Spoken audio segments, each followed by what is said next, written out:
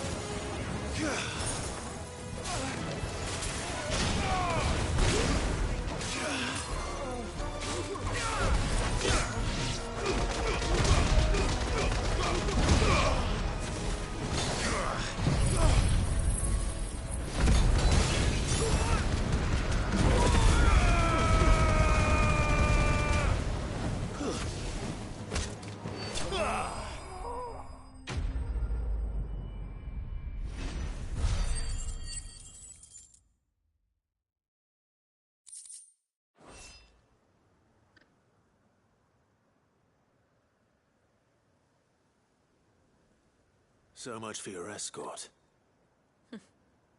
You'll forgive me for not avenging my men. I'm not the swordswoman I used to be. I surrender. Do with me as you wish, Sid the Outlaw. Sid.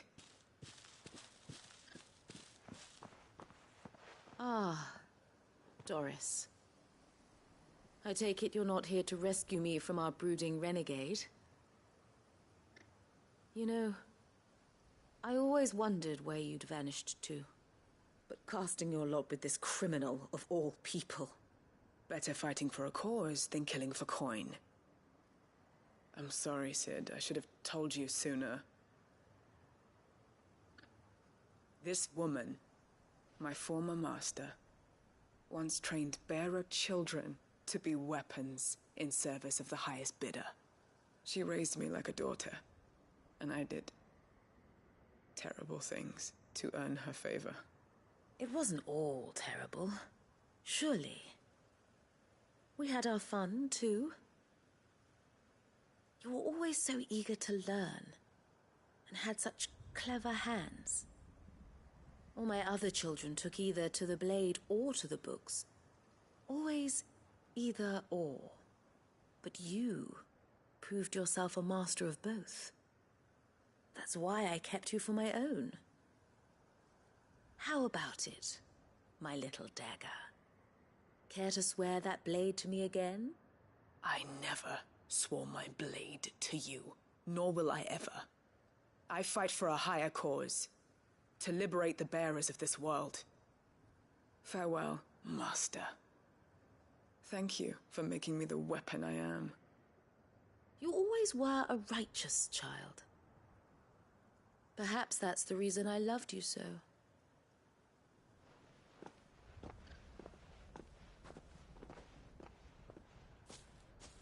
What do you want to do with her? I am not the killer she wanted me to be. Not anymore. And she no longer has friends in high places. The Dame does, though. Her connections at the Imperial Court will see that justice is done. All right. If you're certain. I am. And thank you for everything. Now, I better let these bearers know that they're safe.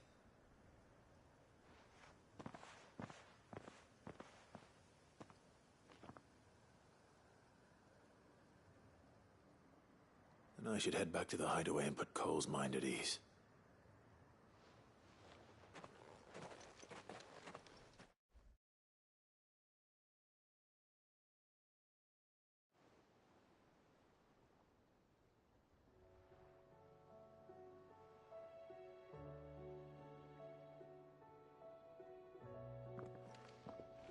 Welcome back, Sid. Doris's message just arrived. I hear you saved more bearers from being smuggled across the border. With any luck, they'll be joining us in the hideaway shortly. Oh, and your letter. You don't need to worry about Doris anymore. I'd been hoping as much. She mentioned one or two things in her report. So the slaver we'd been chasing all these months was her former master. Wish I'd known. She's been arrested, by the way, over in Sambrek. Went quietly, or so we're told. And she won't be getting off lightly. The Empire may have no love for bearers, but it's none too fond of black market traders either. Can't have been easy for Doris. I'm sure it wasn't. But don't worry. She'll be all right. I hope so. Suppose you should know, eh? You had quite the past yourself before you came here, or so I understand. Anyway, thanks again, Sid. The Cursebreakers would be lost without Doris. And you, of course. Keep up the good work, Cole.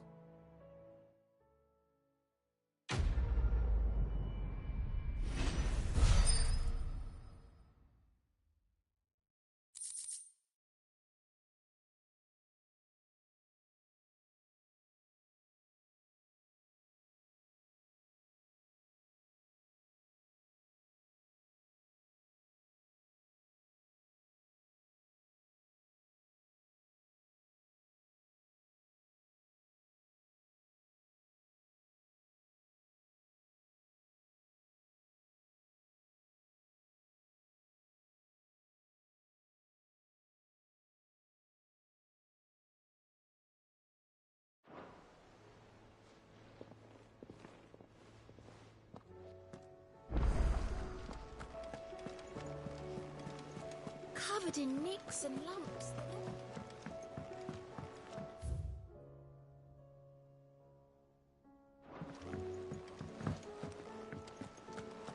This is it, Clive.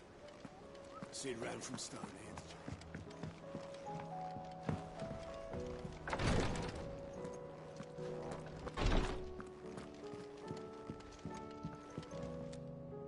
Yote, I brought back all the stone and water I could find. Will this be enough?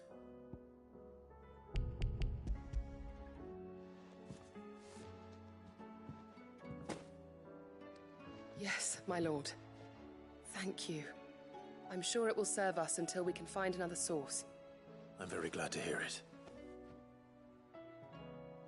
You and His Grace are very much alike, you know. You think only of how you might help others, and never of the danger to yourselves. No more than you have minding my brother. You've risked a lot for him, and I thank you for it. I am honored that you should say so. But I beg you, my lord, do not give too much of yourself for the sake of others. We could not afford to lose you. I'll keep that in mind.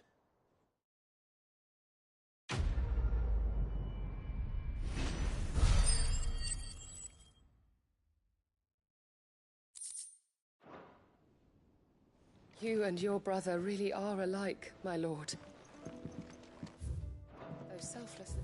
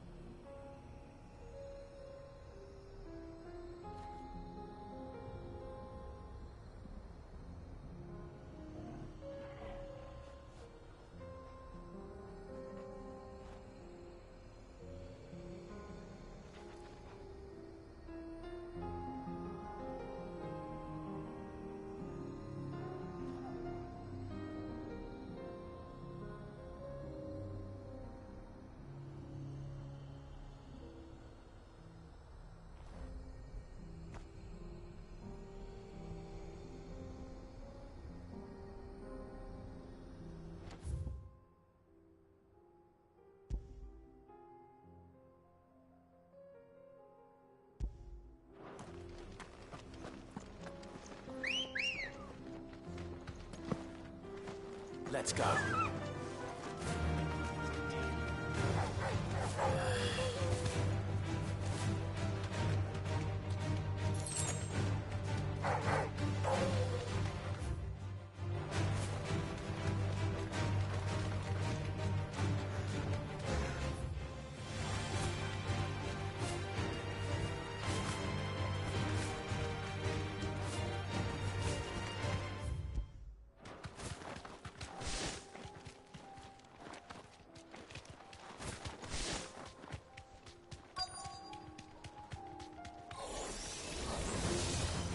You deserve a rest.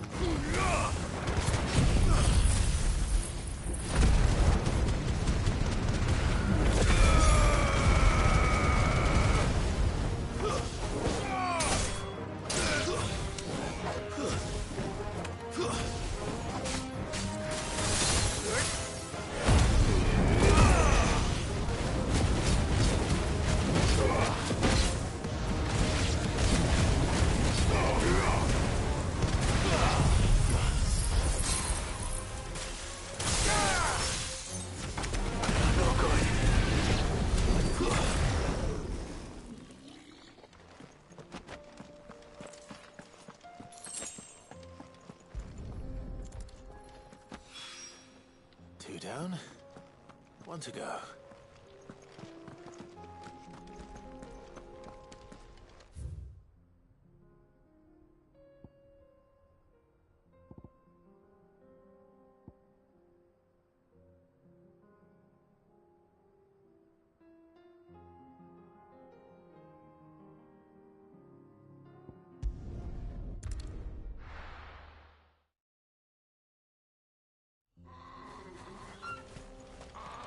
Oh, you're here. So Dravost is still standing. For now, at least.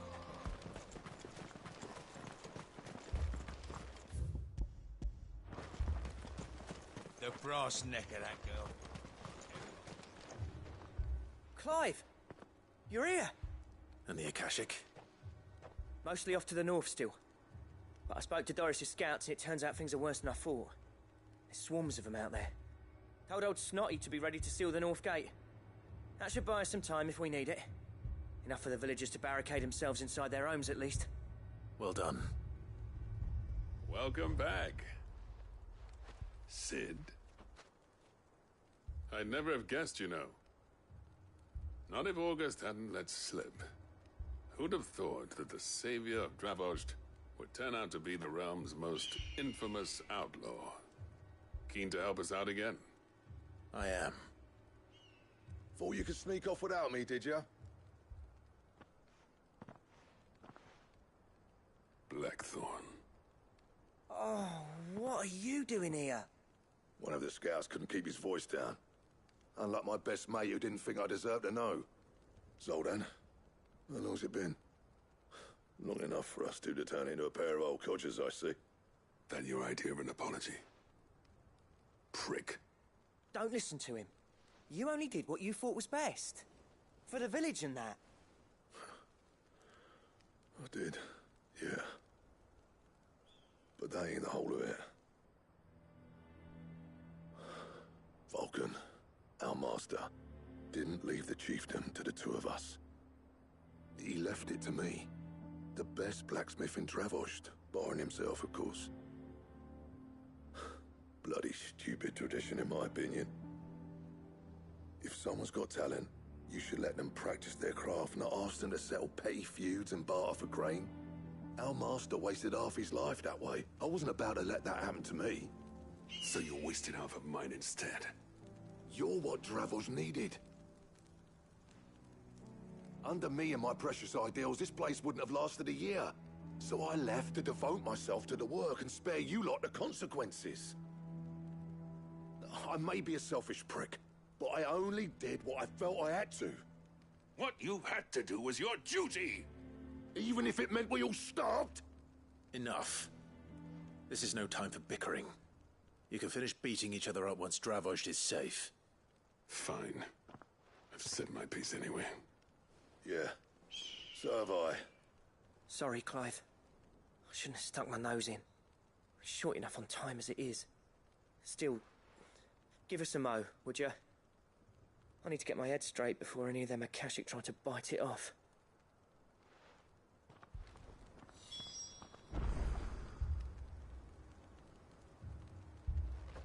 You, ready for the off, then?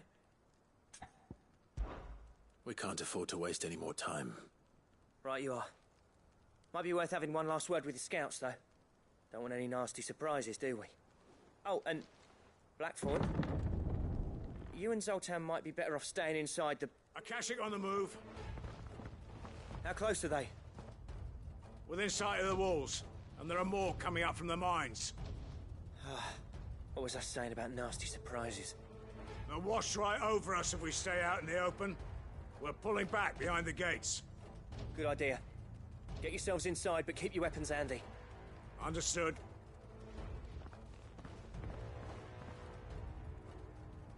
I'm prepared to fight if I have to. Well, let's hope you don't. That's our job.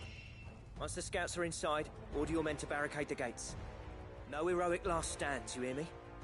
No fighting at all if you can help it. August's right. I've seen what Akashic beasts can do to armor. The people here are tough and willing, but they ain't equipped to face what's coming. I'm going out there. Start work on the gate as soon as I've left. I'll give you as much time as I can. And if they kill you? You evacuate. But it won't come to that. I promise. You'd better be right. Take good care of Dravoj till I get back. Leave it to me. And give those things what for, yeah?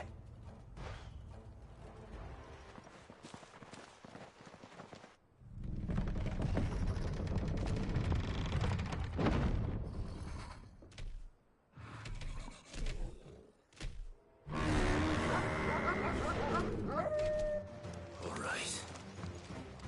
Which one of you's first?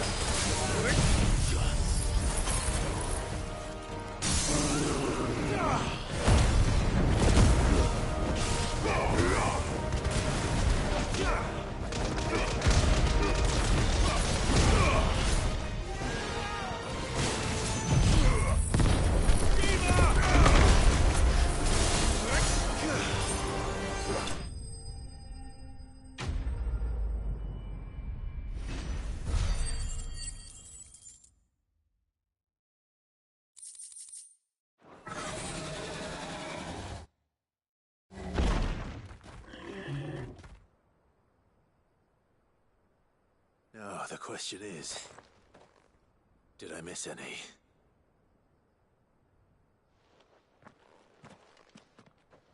Man alive! You're still in one piece! I slew as many as I could. As many as I could, he says. The old bleeding lot, more like it. Well, almost. Only almost.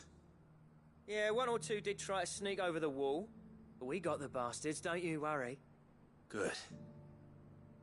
Though you do know, more will come in time. In time, yeah. But we can think about them later. Let's get you back inside.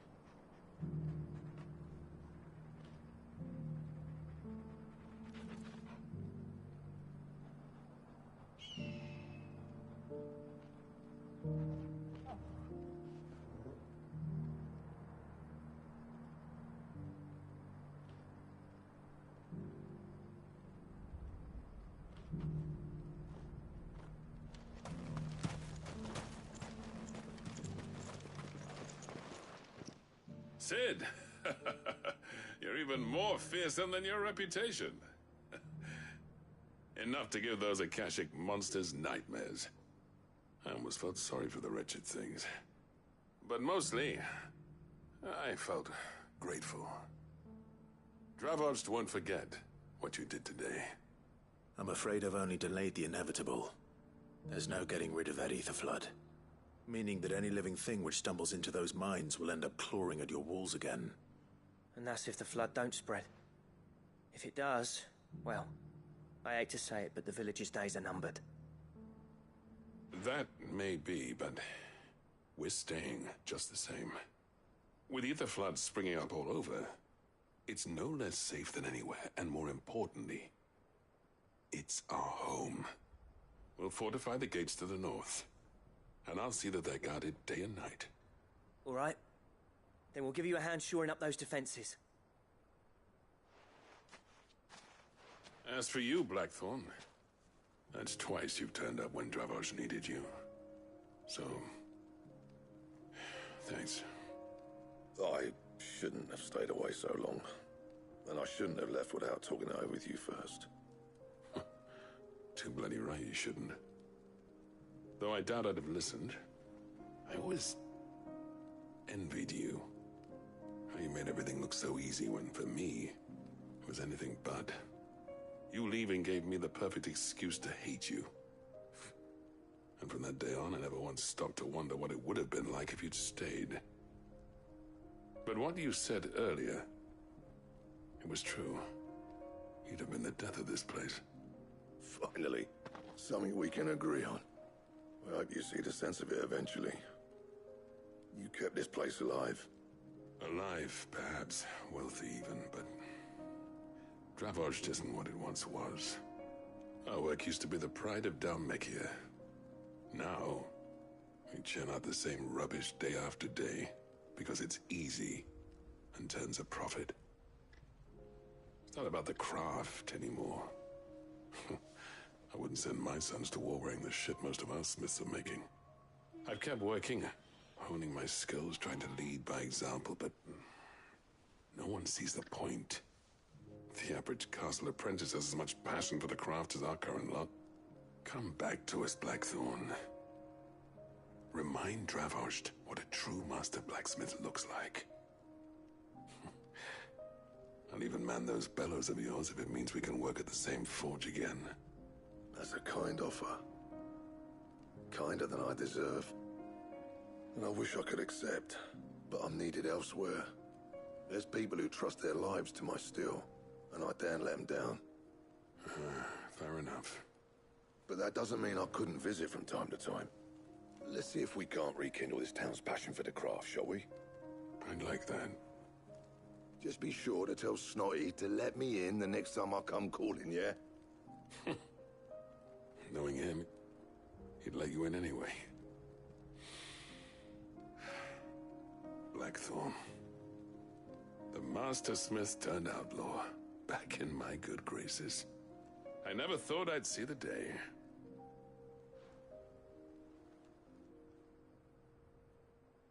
I'd say that went pretty well, wouldn't you? Even better than I'd hoped. Sid, I've got something for you.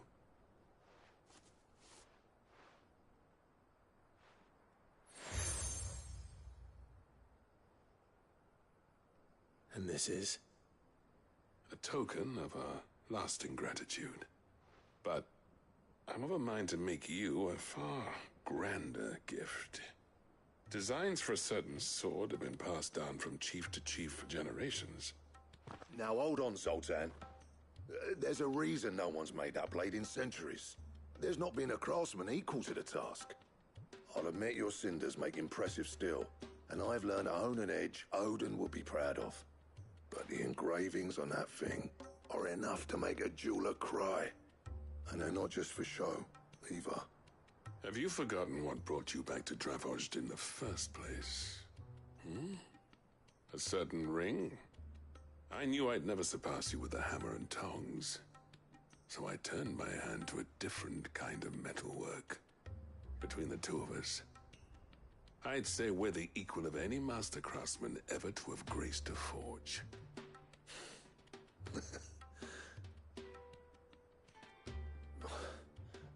You know what? I think you might be right. Clive, you wouldn't mind if Zoltan came back to the Hideaway, would you?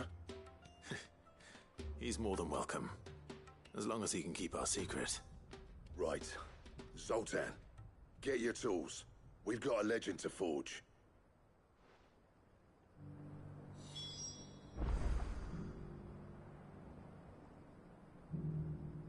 With a little help from Blackthorn, I don't see why we can't restore Dravost to its former glory. Barring ether floods, that is.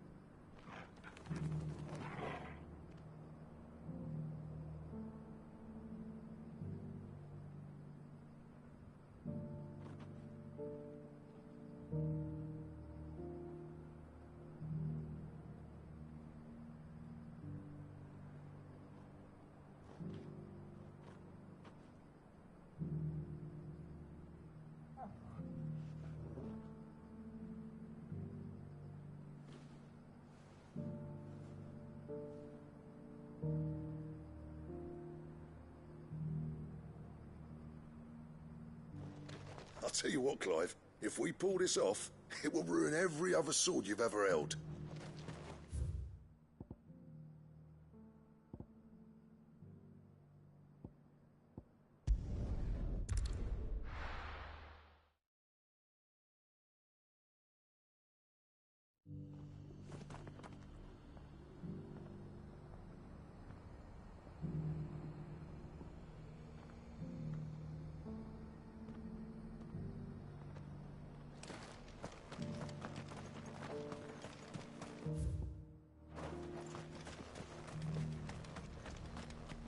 The bearer of the burning quill is within, my lord. Lord Rosfield, is there aught the Undying might assist you with this day? Perhaps. My brother said that your order was helping him with his quest to uncover Ultima's origins. Have you learned anything of note since last we spoke? Little and less, I regret to report. I see. Be assured, however, that we will not rest until the truth is known. Even now, our archaeologians scour ruins in every corner of the realm for traces of Ultima's touch. Fallen ruins, I take it. Dating back as far as Phoenix Gate. Indeed.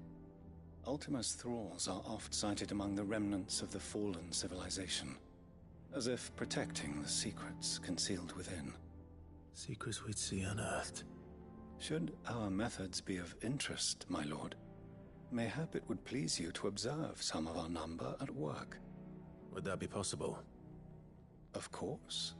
A survey is being conducted not far from here. Perchance you are familiar with Kretov, a small hamlet built around a fallen airship. I was due to visit my colleagues there to collect their preliminary findings, but if you would consent to do so in my stead, I'm sure that they would be honored to relate any discoveries they have made to you directly. All right. I'll go and meet with them. They will be most gratified, I am sure. Might I suggest you take the road through Titan's Wake? It will lead you straight to the village after but a short walk. Thank you. I will.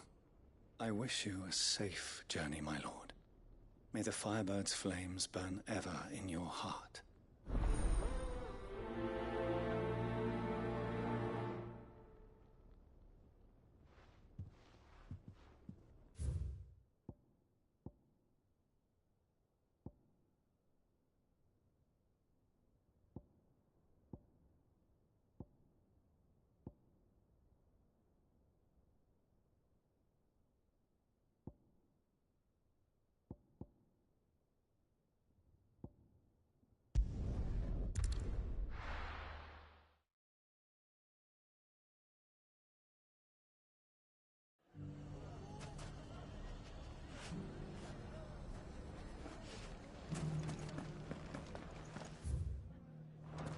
Everything's back the way it was.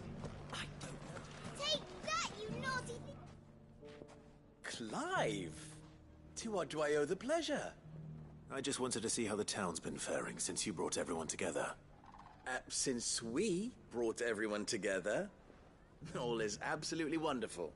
Conrad and Natalie's hands remain safely away from each other's throats, and firmly at the helm. Our stores are full, and the bandits still too disorganized to raid them. Just as the good Lady Jane and Lord Underhill intended.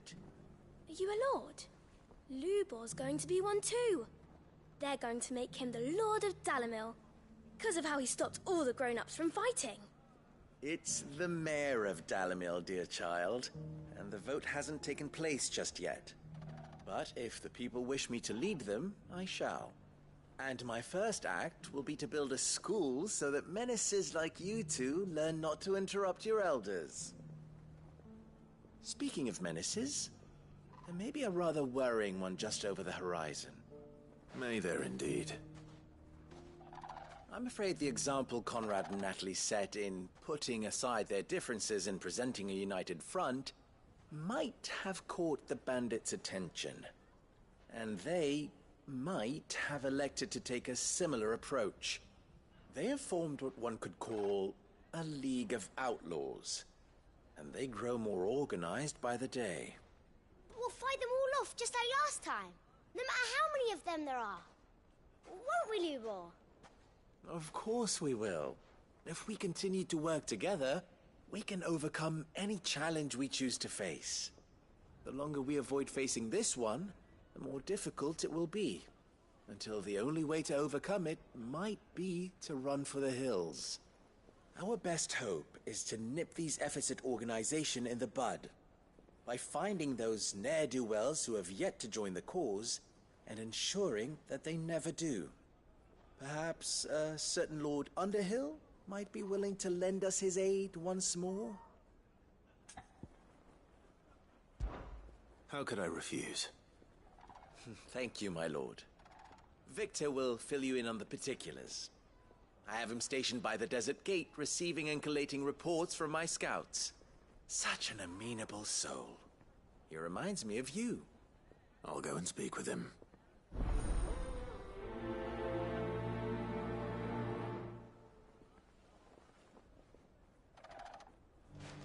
What's the difference between a lord and a mayor? A league of outlaws. Sounds like we have some competition. What is them?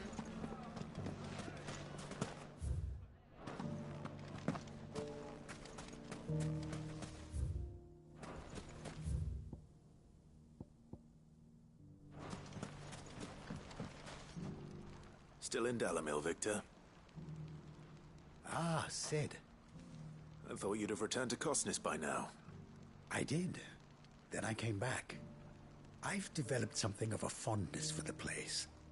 And having worked so hard to see it saved from one fate, it would seem remiss to abandon it to another. A sentiment Master Lubor certainly isn't shy about exploiting. Hence my doing his bidding yet again. You're not the only one. What does he want you to do? He asked for my aid in putting down the bandits. And he said that you might be able to help me find them. Then you've come at just the right time. I was on my way to speak with Conrad about how to organize our forces. There are more camps in the vicinity than we can safely strike at once. But we must strike together, and we must strike soon at as many camps as we can. We can't give this league of theirs time to rally its forces. All right. Which camp shall I take? There's one upriver. Just out there, across the dunes. Leave it with me.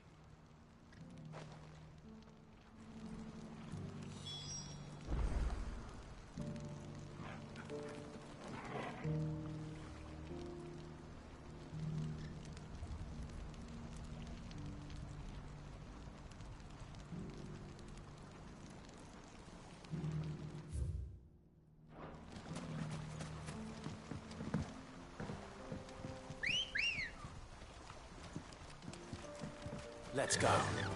Fly, Ambrosia. Those ne'er-do-wells want to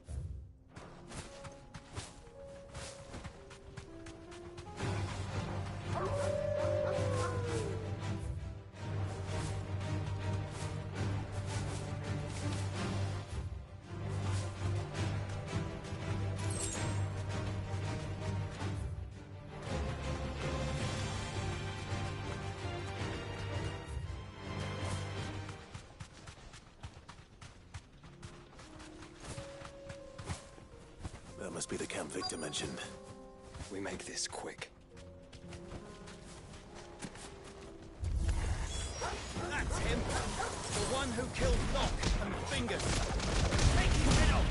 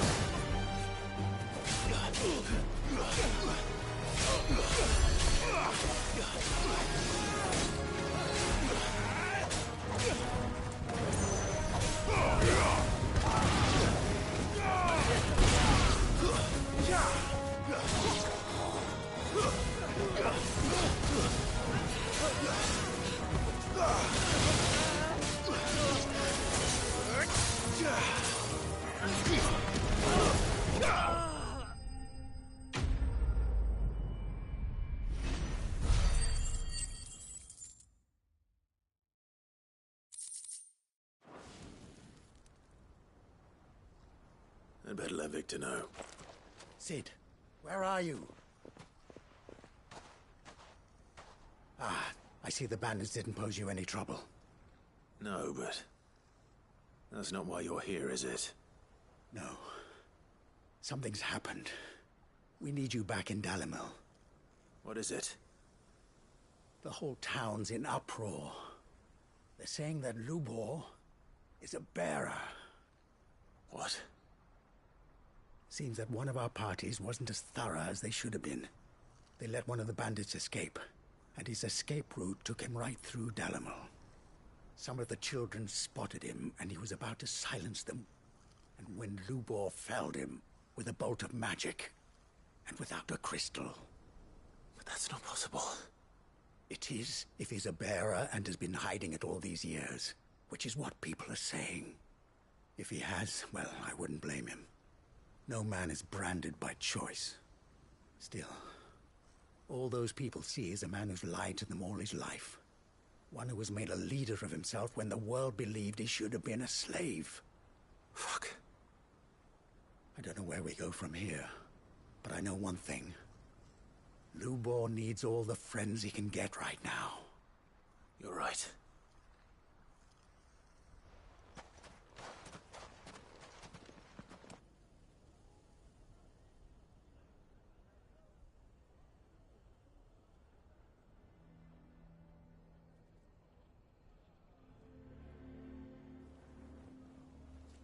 And now everyone knows. I made it a habit to keep a crystal close at hand for just such an occasion. And when that occasion arose, I forgot to reach for it. Well, it was bound to come out sooner or later. We're sorry, Lubor. We tried to keep running, but we just couldn't anymore. There's nothing to be sorry for. I rather enjoyed playing the hero for once. All that matters to me is that you two are safe. Look at him talking to his betters like it's nothing. All lies, I'll wager. Just like the ones he fed us all these years. Once people make up their minds, it's hard to change them. We need to do something, and quickly. Convince the people not to let their prejudices blind them. Convince them that nothing has changed. That their enemy lies outside these walls, not within them. You're right. We should speak to everyone. I'm glad you agree. I'll handle the townsfolk. I'm a Dalmec born and bred. They listen to me. You head to the tavern.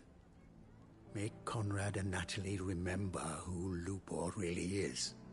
They know that Lubor and I are friends. I might not make for the most impartial of interlocutors. Lord Underhill of Randalar's League of Merchants, however, is a trusted and impartial mediator of note. I'll do what I can.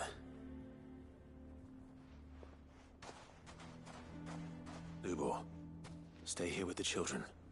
I can't promise anything, but we'll try. And that is all I can ask of you.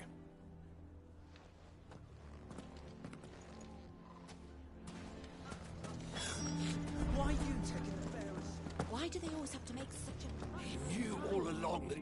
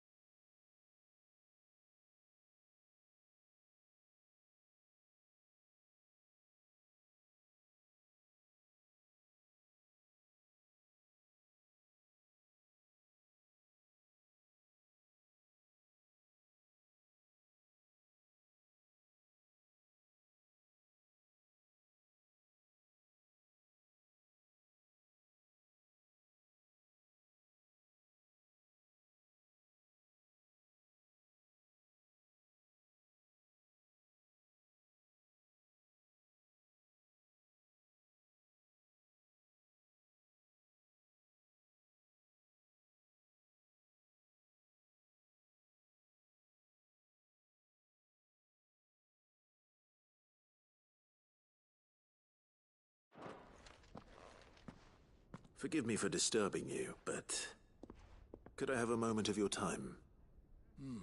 I've seen your face before. As have I. Lord Underhill, wasn't it? Of the League of Merchants.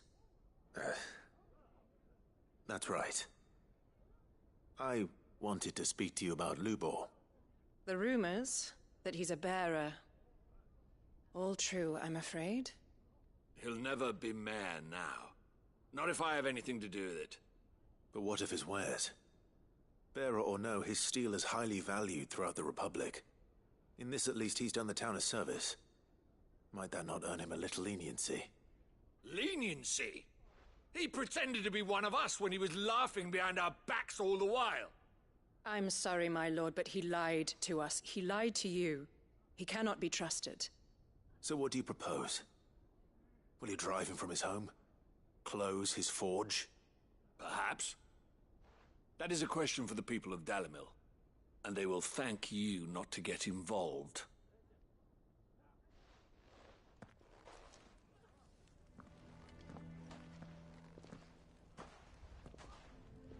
The townsfolk have made their minds up. There was nothing I could do. Nor I. Conrad and Natalie refused to consider anything but their own wounded pride. You never know. Once their anger is cooled, they might see things differently.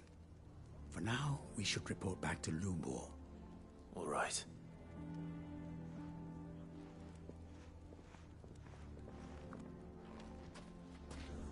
Why do they always have to make such a fuss? Why the hell would Victor take the bearer's side? I assume the situation is hopeless? There's still hope. But...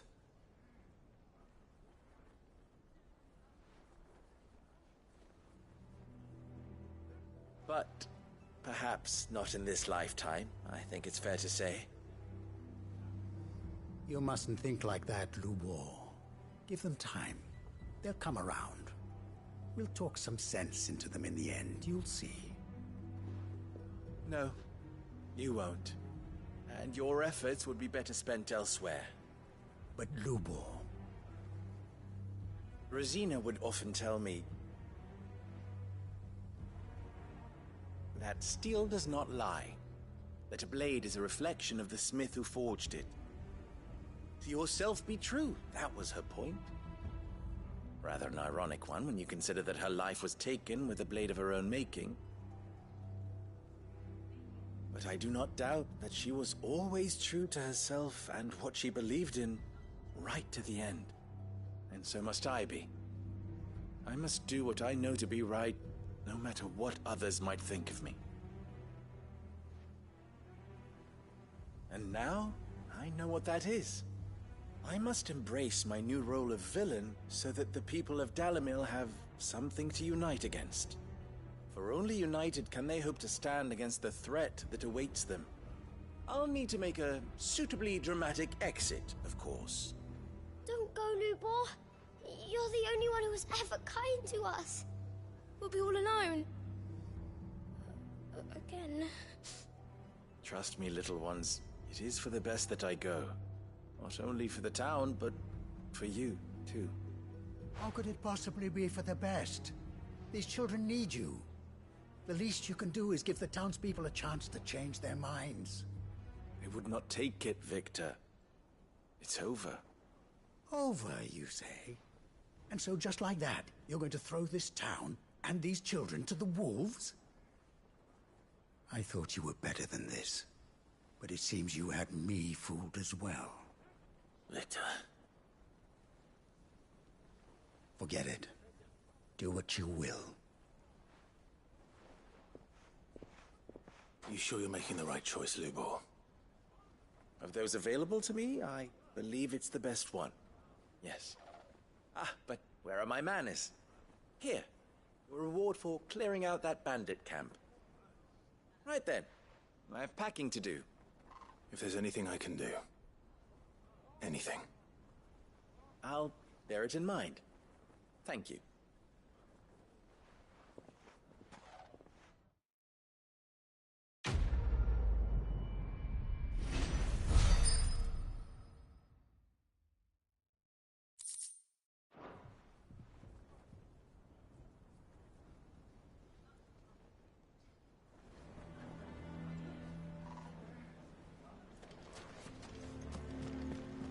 If you're going to try and convince me to stay, save your breath.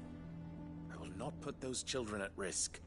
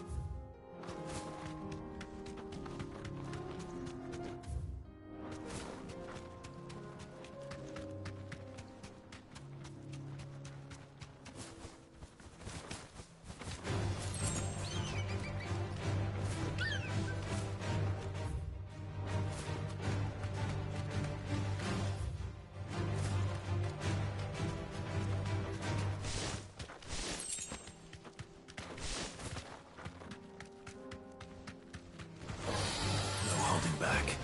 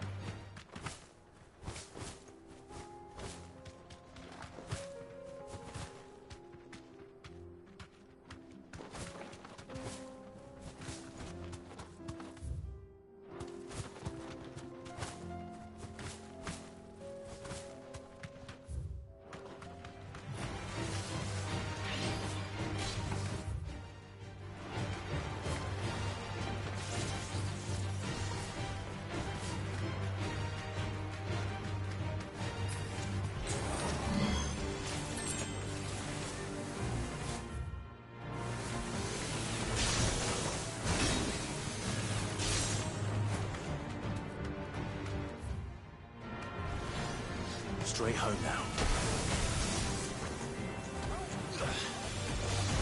Oh, God.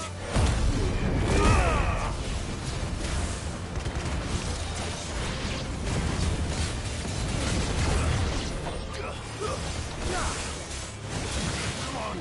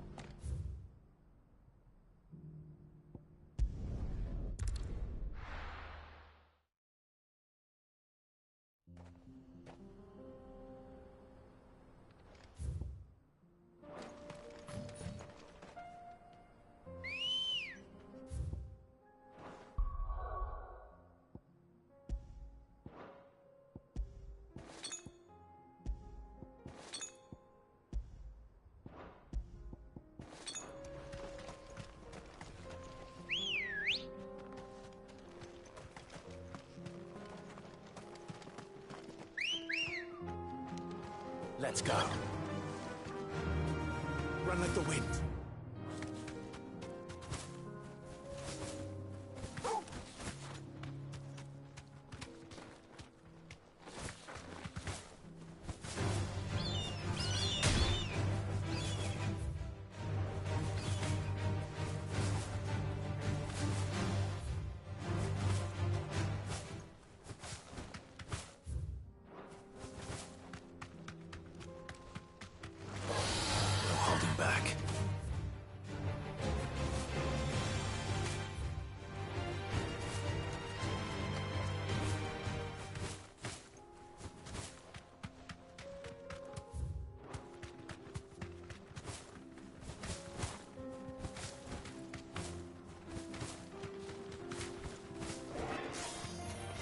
This might take a while.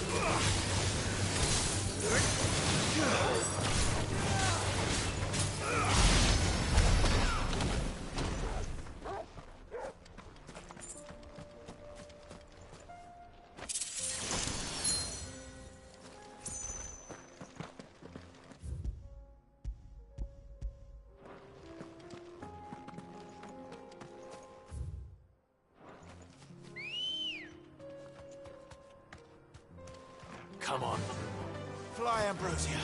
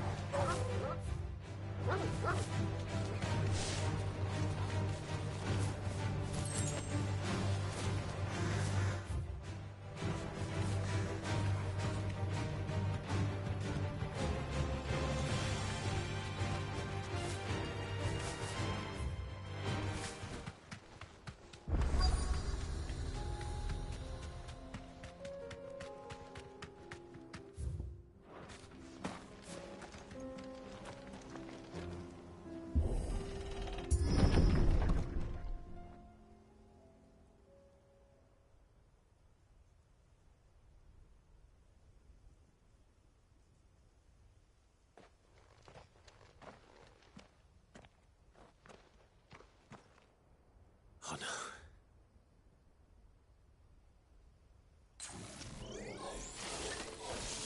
You'll pay for this. There may still be survivors. All the more reason to rid this place of echoes.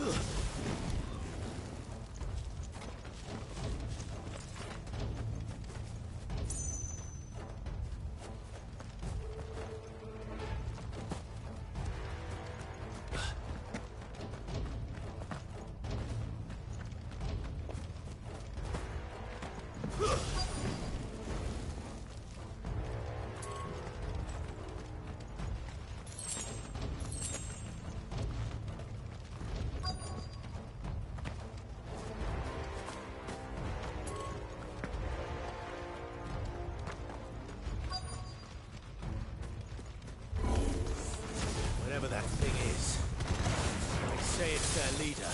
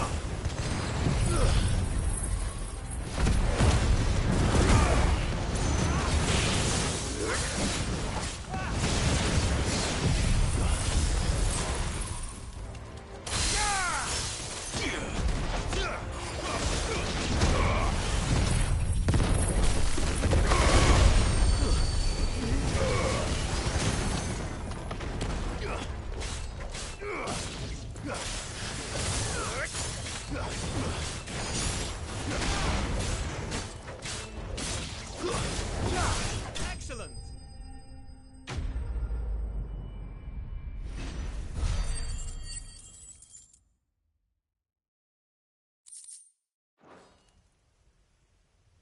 Should have stayed in the past.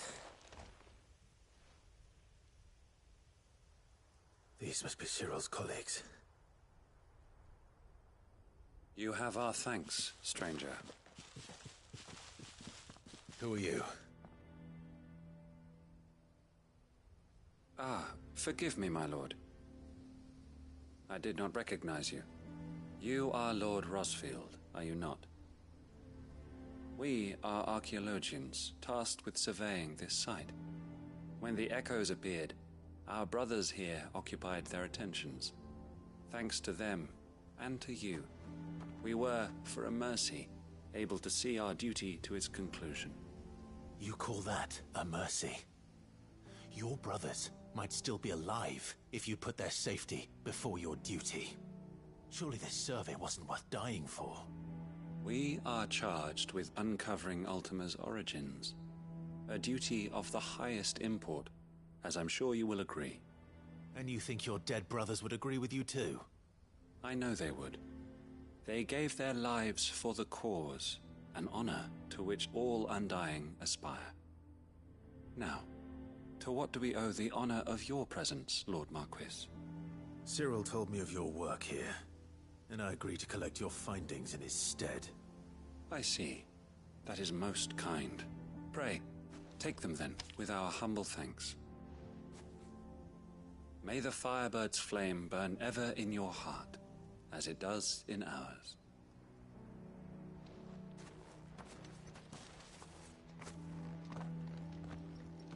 It's one thing to lay down your life for another, but for a survey... Forgive them, Clive. The Undying live by a very different creed, and nothing we say will change that. Come. Let us deliver their findings to Cyril, that their deaths might not be in vain.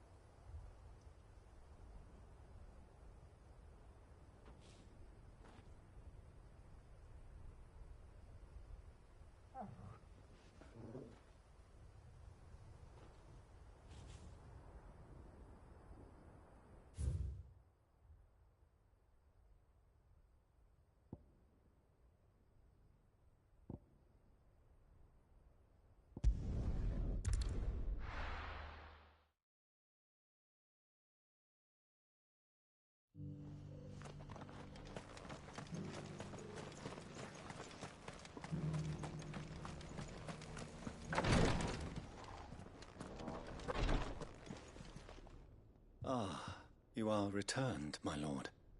I collected your colleagues' preliminary findings.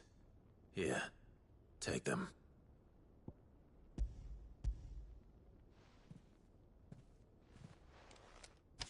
My thanks.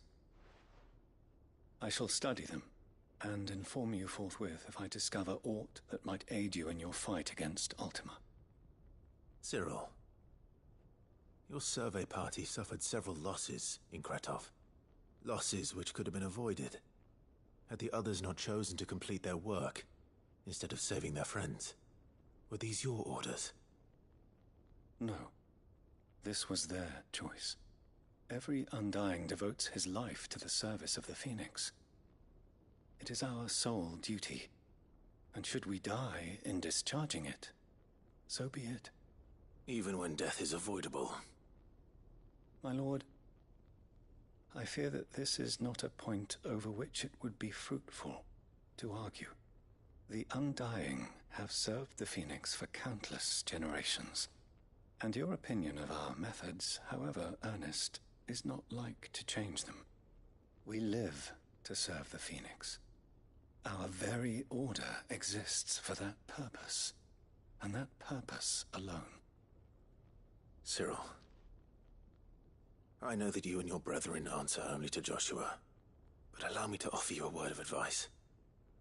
It does not further the cause of the Phoenix to have his loyal followers surrender their lives without good reason. Provide your survey parties with an escort, that they might live to do their duty for years to come. Think not only of how you can serve the Phoenix, but how Joshua would want you to serve him. Please. For all our sakes. I thank you for your advice, my lord. If you will permit me to respond, our faith in his grace, Joshua Rossfield, is absolute. And we of the Undying will do what we believe is right to fulfill our duty unto him.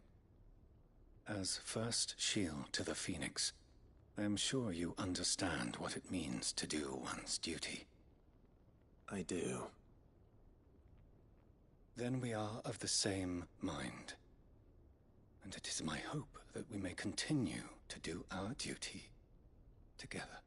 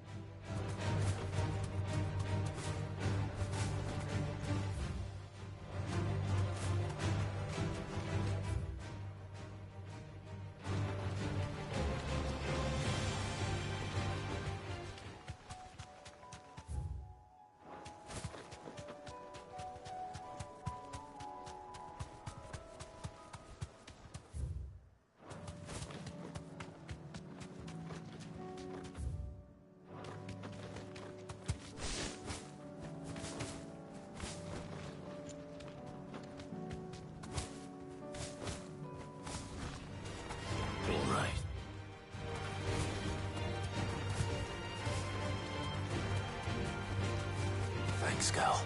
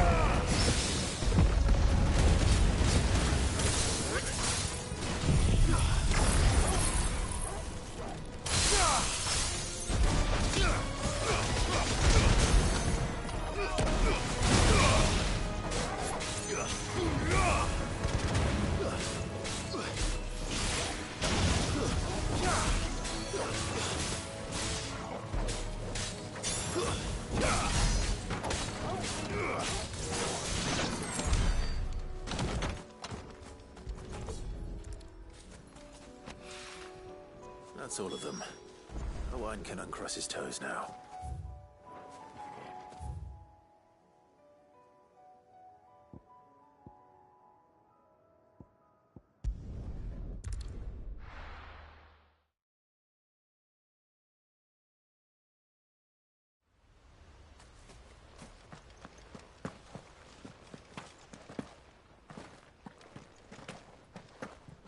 Guardian saying we're supposed to...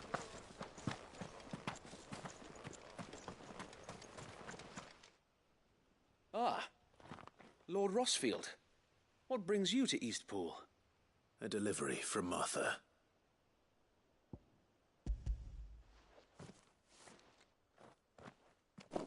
These are Gizal green seeds. Martha's keen to cut the apron strings, then, is she? I jest, of course. You see, I had thought we might be able to revive the old wheat fields, but they'd long since gone to seed, only without the seeds. Martha was hoping he might be able to show the bearers how to plant and tend these, so that they'll be able to fend for themselves. That's not a bad idea. These bearers had only recently escaped their bonds before we brought them here. They know little of freedom, of providing for themselves and their loved ones. Unless we teach them how to live like free men, I fear that all we have achieved in bringing them here is to exchange one master for another. Not that myself and the Guardians have been the best example to them so far, subsisting almost entirely on Martha's charity as we do. It's about time we all started to provide for ourselves, bearers and Guardians alike. Unfortunately, we've been a little too busy of late to focus on much besides bolstering our defenses. There have been alarming reports of... The Horde is closing in. They're coming, so wait, all of them. Damn it all, I thought we'd have more time. Gather the men in the square. Send to the rest for reinforcements. Yes, Sir Wade. The Horde. A Kashek, a veritable legion of them. They've been seen prowling around the northern reaches for a while now. We don't have the numbers to hold back a swarm that size. I had hoped to build a perimeter wall so that myself and the Guardians might be able to defend the village, but... Now you're out of time. Precisely. If reinforcements from the rest arrive before they do, we may just scrape through, but I fear that's rather an enormous if. What if you could call on reinforcements from Eastpool?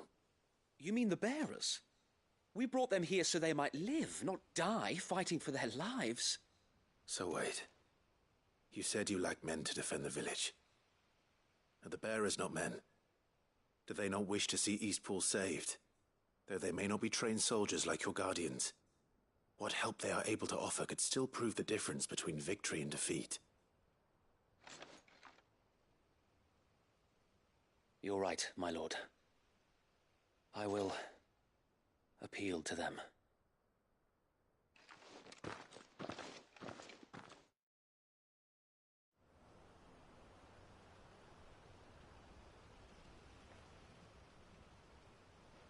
My friends, I humbly beg your aid. We Guardians are few and our enemies many. But I swear we can defeat them with you at our side.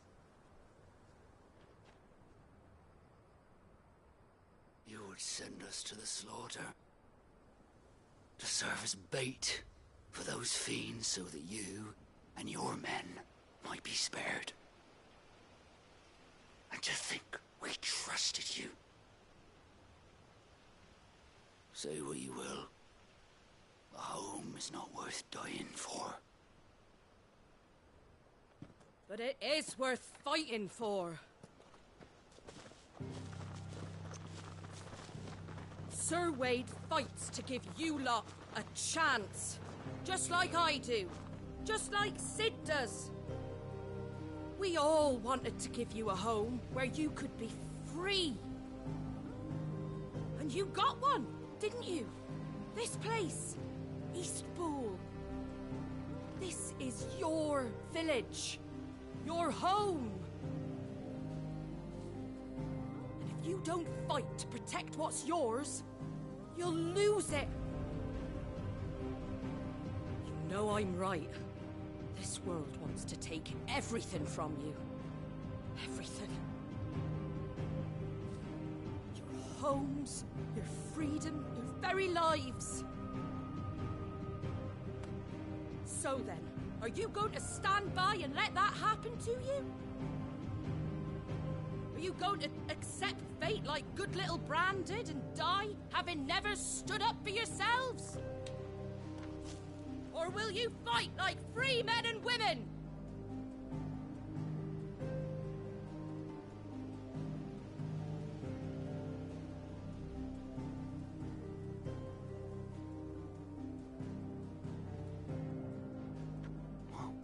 What are you doing? All right. Give me a sword. I never dreamt I'd have a home of my own. And now that I have, I don't want to lose it.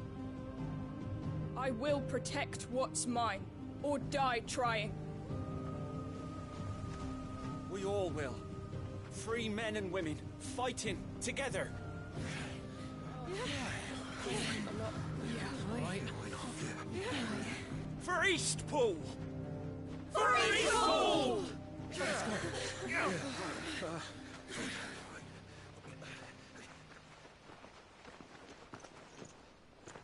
Thank you, Martha. Don't mention it. Just promise me one thing. That you'll show them how freeborn fight. Gladly.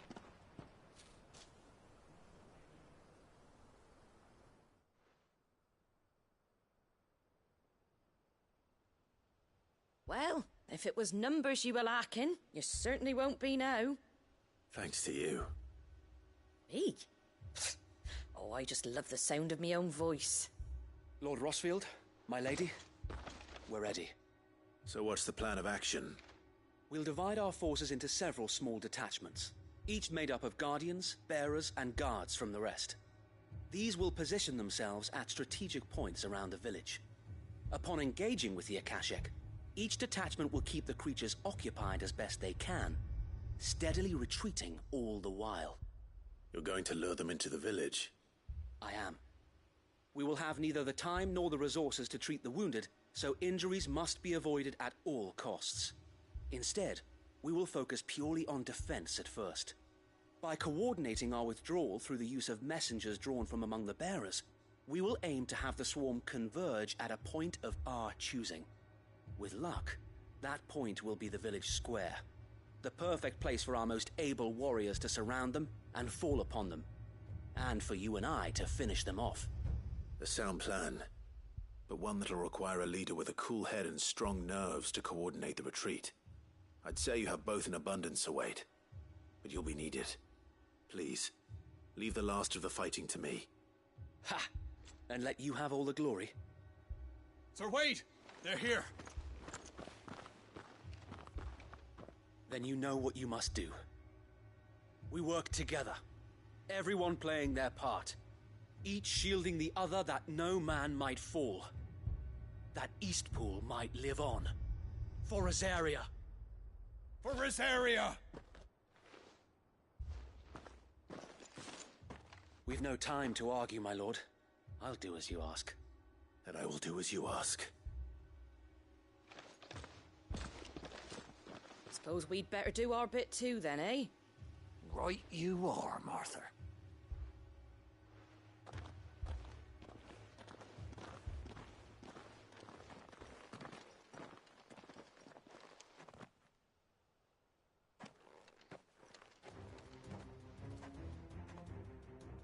The calm before the storm.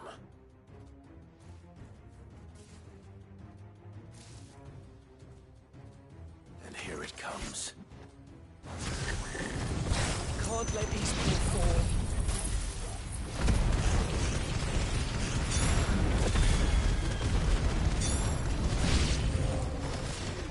We won't.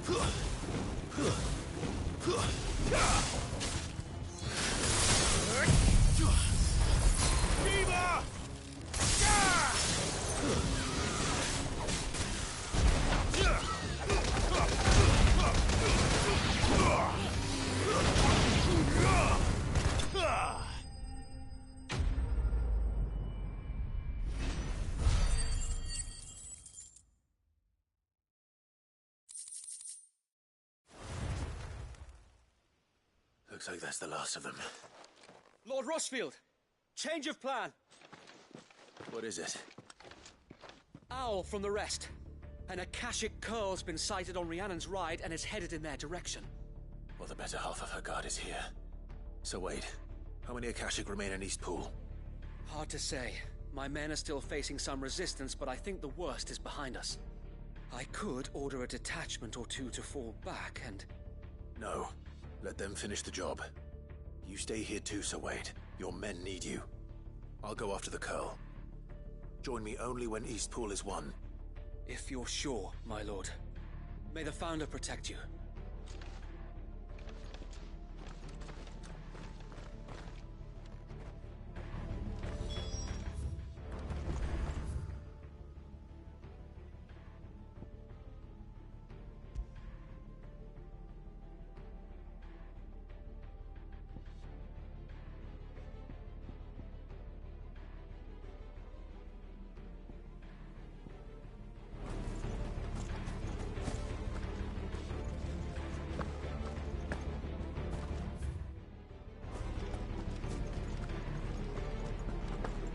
Next one's mine. I might not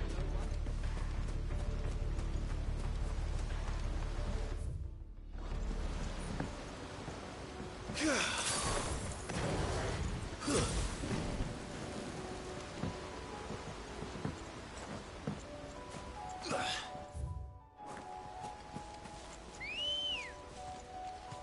Come on.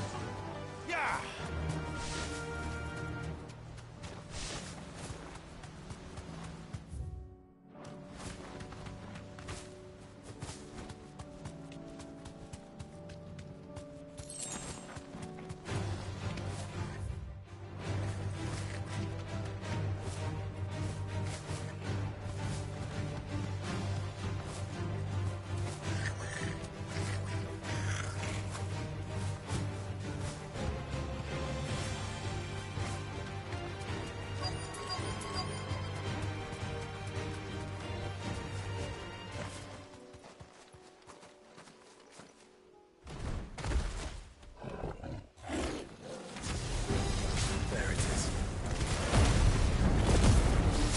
Joshua.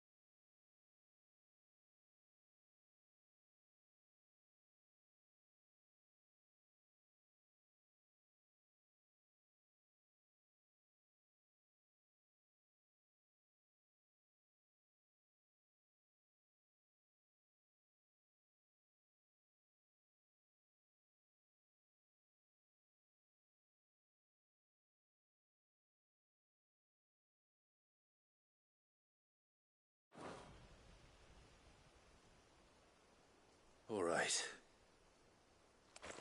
Back to Eastpool.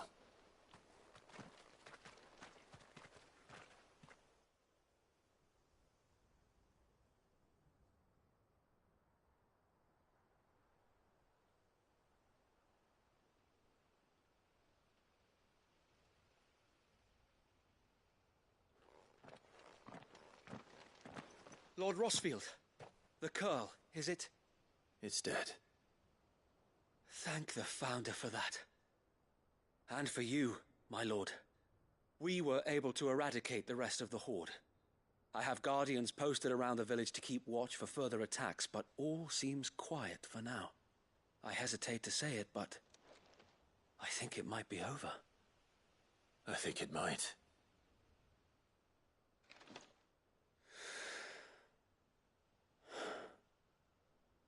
We did it. We saved Eastpool. Thank you, my friends. Thank you. No, Sir Wade. It's us who should be thanking you. You brought us together. Showed us what it means to fight for what you hold dear. We never had nothing to call our own before. We didn't know what it meant to protect it, but now we do. We really do. Forgive us, Sir Wade. You and your people saved us, and still we doubted you. But there's no doubt in my mind anymore. We're free men now, so we have to start acting like it. We have to fight to protect what's ours, to protect Eastpool. And we shall. We all shall. Together. This is our home. And if anyone or anything tries to take it away, they'll have us to answer to. Come on then. Let's get to work. This village isn't gonna rebuild itself.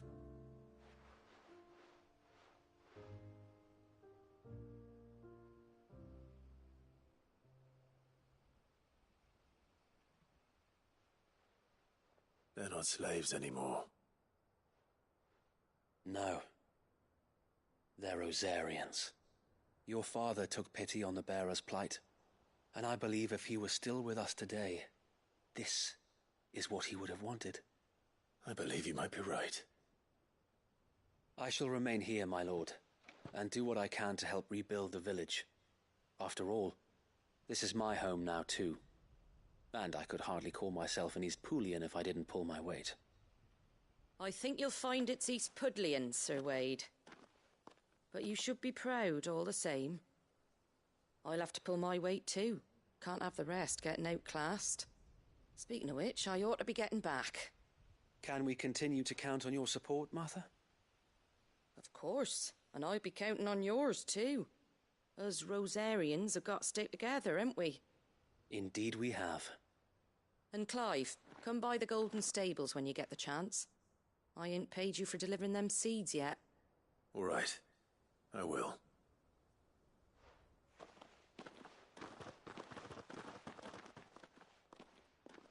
Lord Rossfield, do you remember our very first mission together? Clearing the goblins from the Stillwind marshes? How could I forget?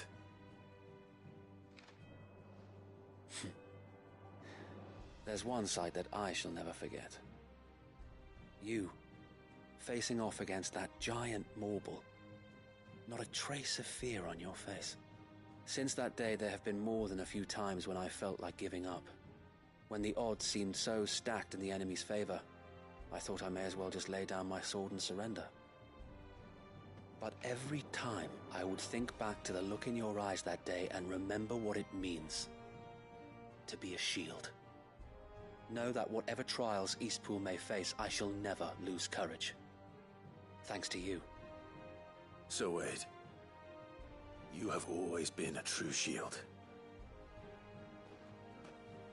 I know that Eastpool, and indeed all of Rosaria, will be safe in your hands. Thank you, my lord. I know the rest of the world will be safe in yours.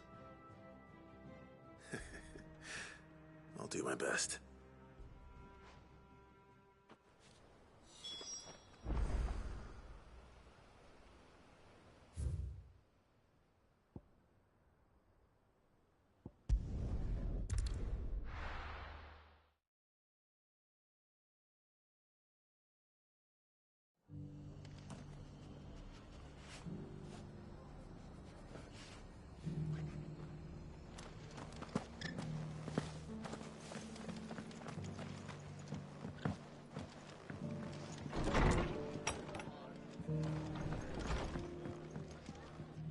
hero returns. It's lucky you came by when you did, eh? Not only did my seeds get delivered, but you went and saved Eastpool and all. I just did what I could. And it's only right that you get rewarded for it. Take it before I change my mind. Thank you, Martha. So, Eastpool's finally back on its feet again. And a home to free bearers. Who'd have thought we'd see the day, eh? Well, it was your idea. I know that, but I never stopped to think what it would mean. Bearers in charge of themselves, thinking for themselves, working for themselves. Like your hideaway, but not even hidden away. Though I suppose the rest ain't much different nowadays. You know, bearers living free like that reminds me of when I first met Sid. Loath as I am to recall that particular day. I take it you didn't always see eye to eye. What happened? Well, if you really want to know, I started doing what I do long before I met Sid. In fact, that's how I met him. Or at least how he came to meet me. He showed up at the stables one day, asking questions about who'd been buying up bearers. Founder knows what he thought I was doing with them. Running a hunt, poking around in their innards. Something awful anyway. Me, I thought he was a new constable. Thought the game was up. But somehow we both managed to work out what each other was about. And before I knew it, the cheeky arse was rattling on at me about how I was doing it all wrong. After all my hard work. Told me I was giving them relief but not freedom. That my bearers were still dying as slaves. Got right under my skin, it did. Told him if he didn't like it, he could bugger off and report me to the garrison. And you know what he did? He smiled. And then he laughed. And then I did the same. We made a pact that day, that whenever one of us was in need, the other would always be there for him. And you were?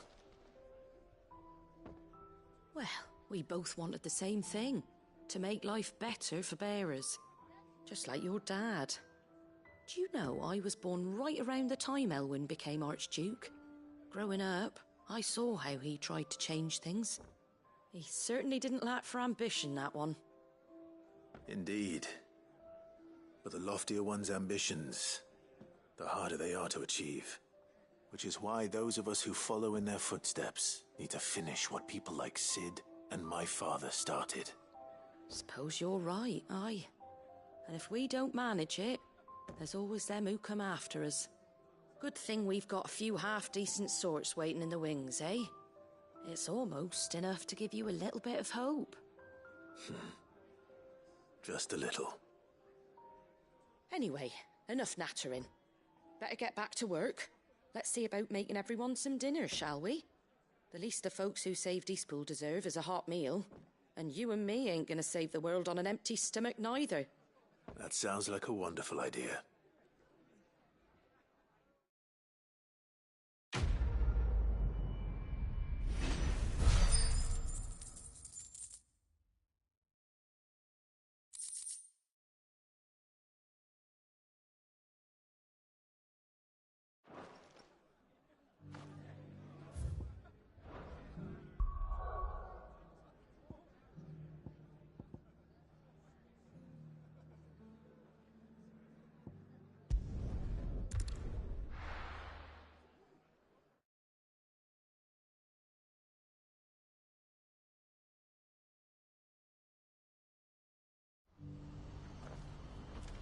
What's happened? Can't engage me right, old belly.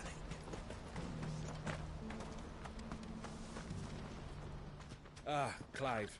You'll be pleased to know that the negotiations are progressing well. That is good news.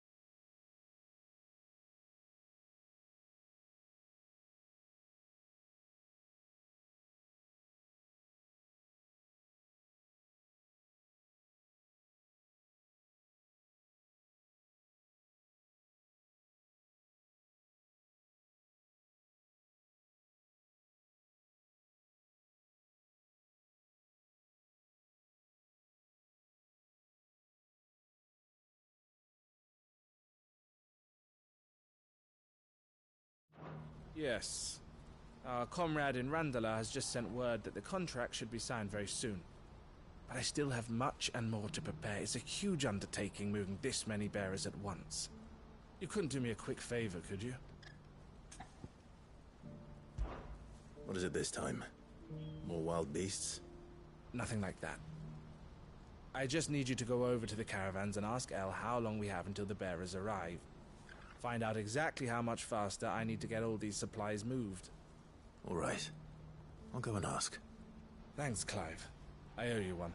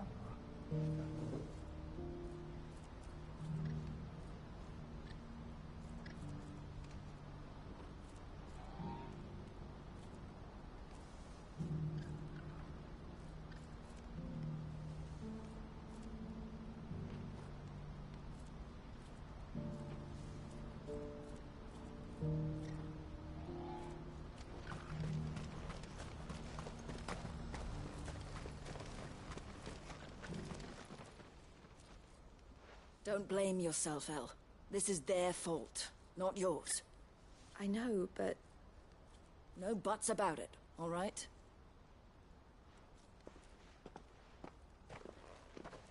Is something wrong? The talks with the Republican army have fallen through. They've reached an agreement with the Silver Peak Consortium instead. Though prices have fallen of late, we deliberately offered above the going rate to try and deter other bidders. But the Consortium offered double what we did, and the army jumped at the chance. And you had no opportunity to make a counteroffer? None at all. And we were so close. El? What's happened? I saw Vonnie leaving. She didn't look happy. And with good reason.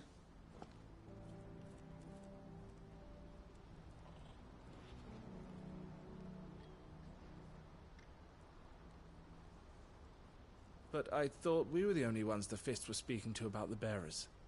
How did the Consortium even find out about this? It's not so surprising. They have ears all over the Republic. This isn't over. The Consortium will have to sell these bearers eventually, and at the price they paid, buyers will be few and far between. I'm going to Randalar myself. Alone? You sure that's wise? Are you offering to be my bodyguard? How kind. Meet me at the checkpoint near the capital gates. I'll send an owl ahead and request a meeting. You go to Cashlock, Theo, and get everything ready. We've waited far too long as it is. Even if I fail to free these bearers, there will be others. Someone needs to prepare the place and keep any prowling beasts at bay. Oh, and that's me, is it? Well, it looks like I'm following orders till she gets back from meeting the Silver Peak Consortium, who've been doing their best to undermine our scheme. She'll never join them after this, surely. No, she said it herself. She still has plans for Cashlock, even if this one falls through. She means to stay with us, then. I can't say I'm not happy to hear it, but... is this what she really wants? You have to trust her. You're right. It's what she wants now. And if El's off fighting for the cause, I should do my part too. So I bid you farewell and safe travels, my friend. I'll gather my men and leave for Cashlock. We'll make sure the place is well stocked and defended. You go to Randalar and see if you can stop my sister biting the Consortium's heads off. If she won't consider her prospects, someone has to. I'll do my best.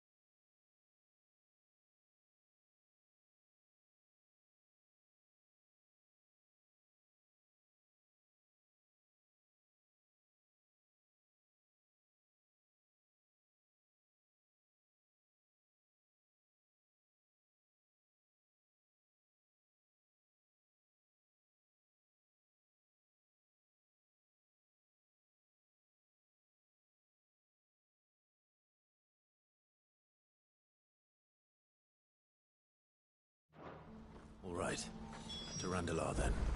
I'd better not keep Eloise waiting.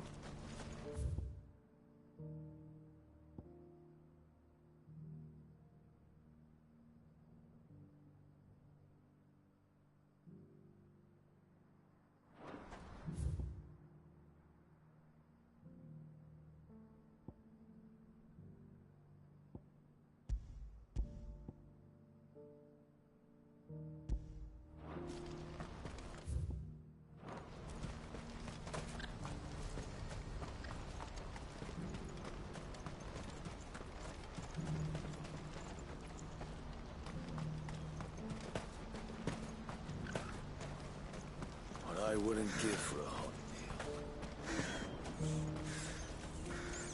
When are they gonna let us through?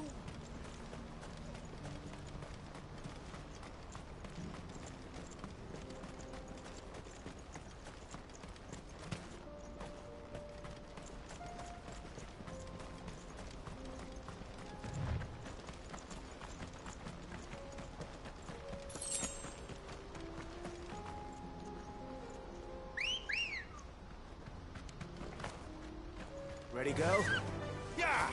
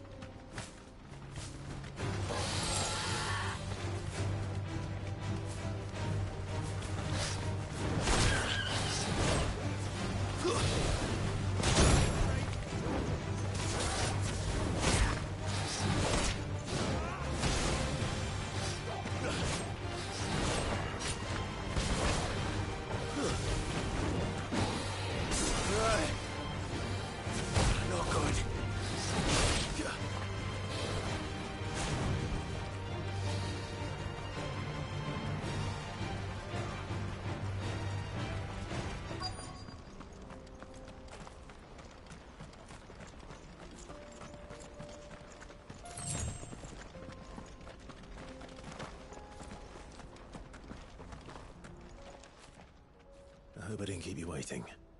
Did you arrange to speak with the consortium? Here they are now. You wish to consult with me? I did. It's about the bearers you recently purchased from the Fist. We had all but finished making arrangements to buy them ourselves, and then you stepped into the fray. You misunderstand. The consortium had an interest in purchasing them from the very first. It was only our regard for you that kept us from bidding. But your hesitancy in accepting our offer to you suggested that the regard was not mutual. And so we resumed our business. I did not hesitate. I am simply not inclined to make such decisions without first giving them due consideration. But what is done is done. Come then. How much do you want for them?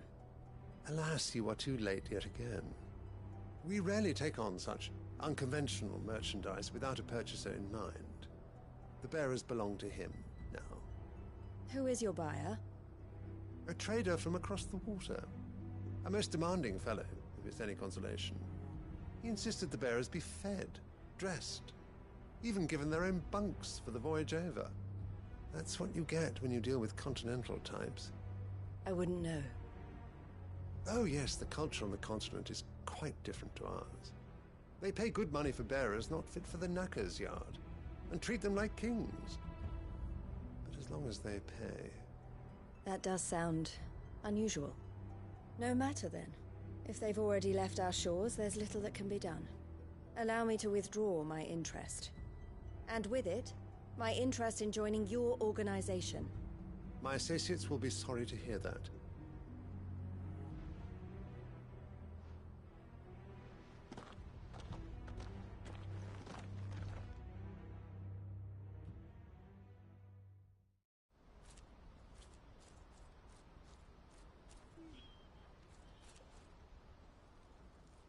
I'm sorry you weren't able to save them.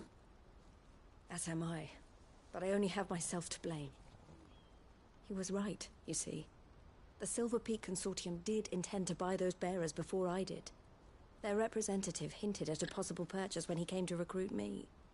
I feigned interest in joining them in the hope he might be encouraged to tell me more, and he did just that. As soon as he left, I sent my own offer to Randalar. So you never... No. I entertained the Consortium's proposal solely so I could learn more about those bearers. But I was a fool to think they wouldn't find out. I knew exactly who I was dealing with. You tried. I did. And if what he said was true, the bearers are to be well treated. Which is something, at least. But they deserved more. I wanted so badly to see them freed. Eloise! Eloise! Word from Cashlock. The village is under attack. A pack of beasts have come down from the mountains, and there's a dragon at its head. Theo and the others are trying to hold them off as best they can, but the odds are against them. They need help, and fast. Theo! I'll go on ahead. Thank you, Clive. I'll gather some men and join you there. Just... make sure he's safe.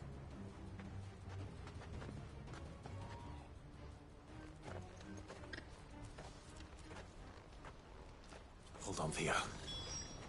I'm coming.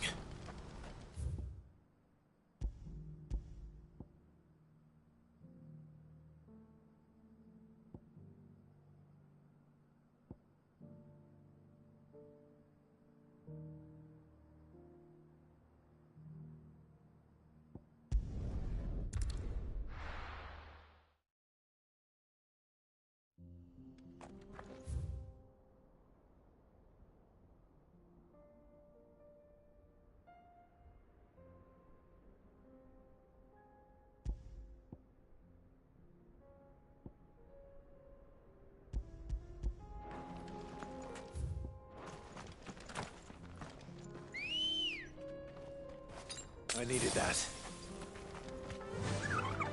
Fly, Ambrosia.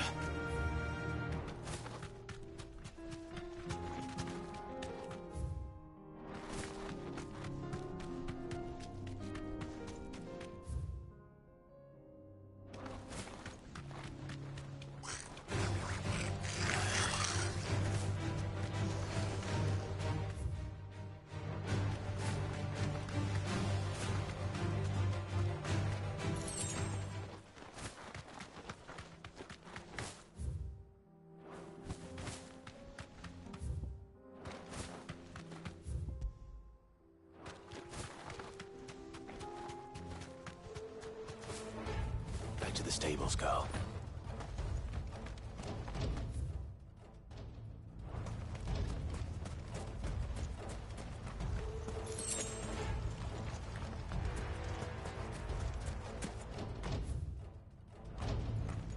What's the situation?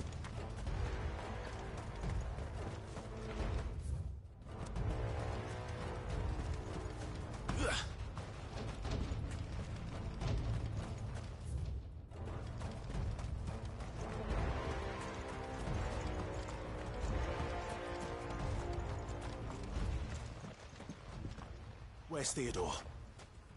Upriver! He led the dragon that way to keep it from the village, but the whole area's flooded with ether. We just have to pray he makes it out in one piece. I can do better than that. Torgal, with me.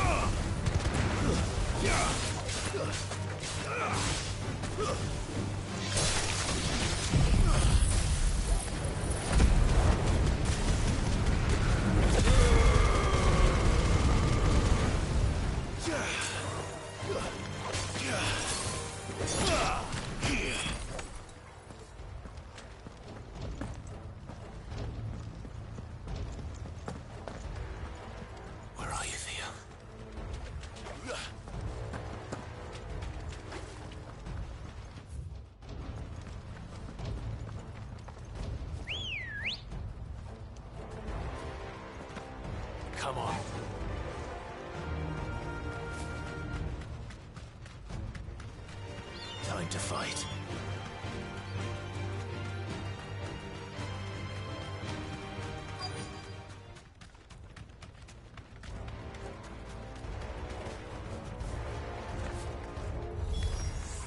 Damn it. The ether's too thick. These creatures have already turned.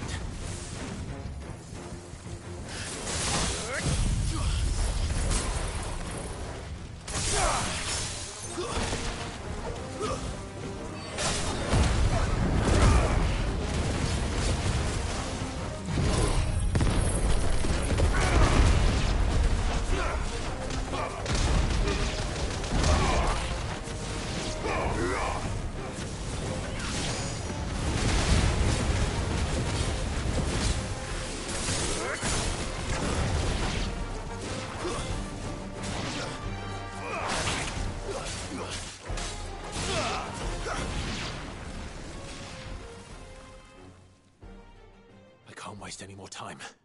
I need to find Theodore before that dragon does.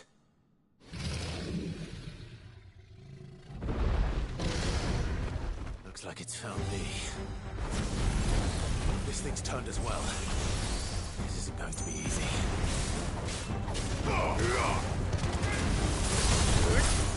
To me, Blades!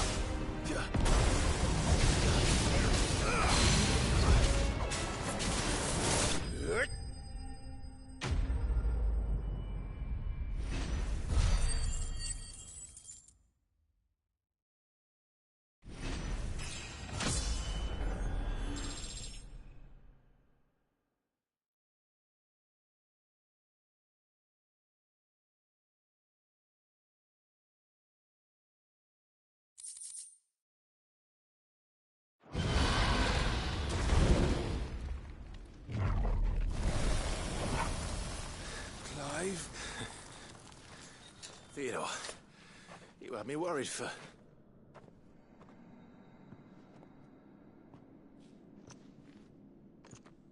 We have to get you out of here.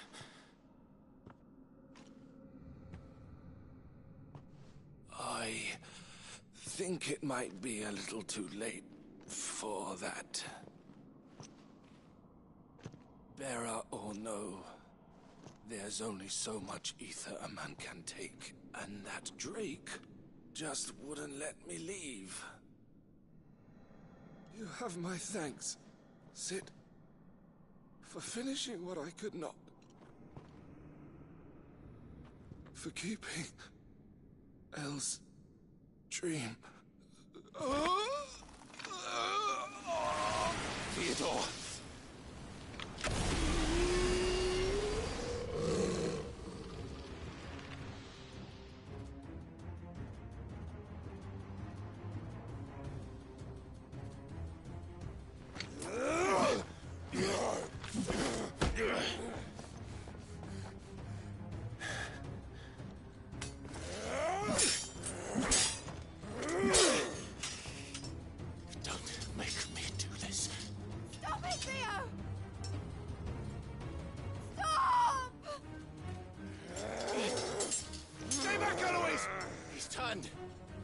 So will you!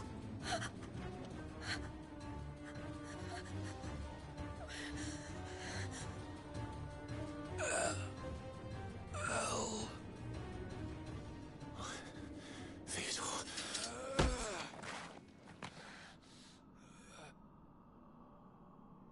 Take care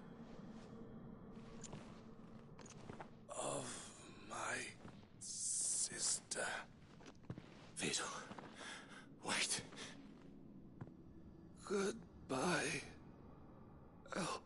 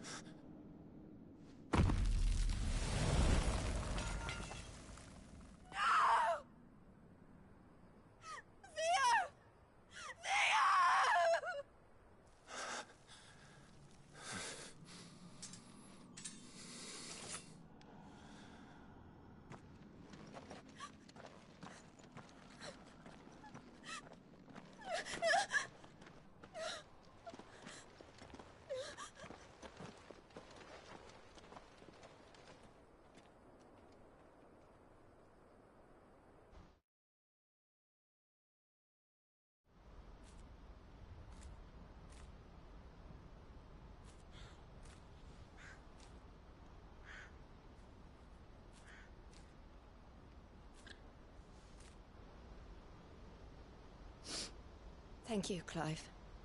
I think I'll be all right now. That was true bravery he showed. Leading the dragon away from the village like that. His first instinct was always to protect people. To put others' well-being before his own. And now he's gone. Because I sent him to that place. Against his will. It wasn't against his will. He was ready to do whatever it took to show you he could stand on his own. So that you would finally be free to live your own life. To live my own life? He never could come to terms with the choice I made. What exactly happened? You once told me Theo was the first bearer you ever helped.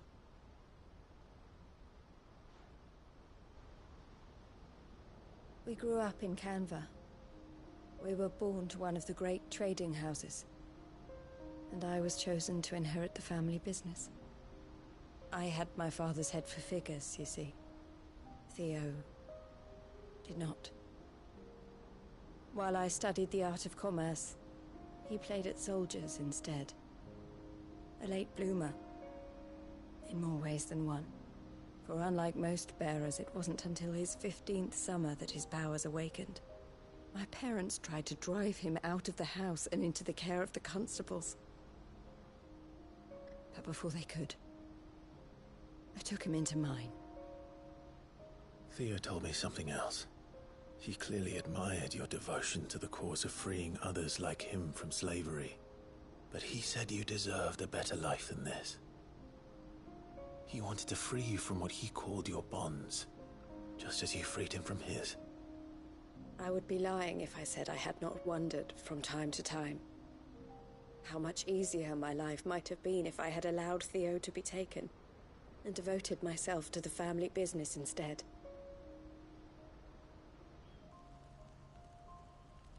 But I have never regretted the decision I made. Being with my brother meant more to me than tradition or reputation. I only had to look at him to remind myself of that night and the choice I made and the fact that I would make the same choice again in a heartbeat.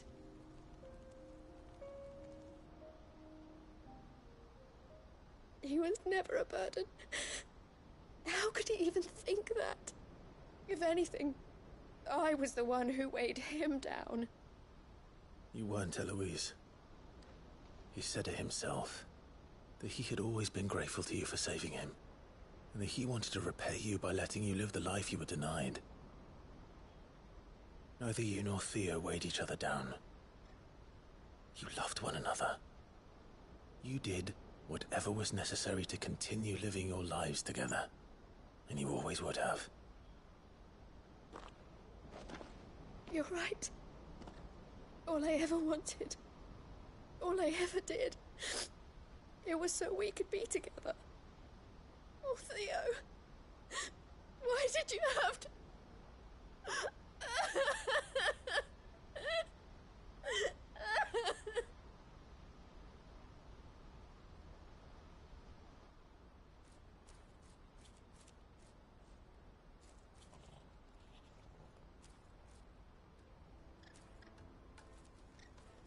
I know Theo wanted me to move on, but I'm staying here at the Crimson Caravans to continue our work. We can make a difference here. We can help people, save them. I need nothing more from life than that. So I'll carry on doing what we do, ensuring that goods, people, bearers get where they need to be, bringing smiles to people's faces just like we always have, and to Theo's. Wherever he is. This is the life I have chosen. The life I will always choose. I've made a choice of my own. To continue helping you however I can. Whenever you need it. Thank you, Clive. Let's go on together then. For Theodore.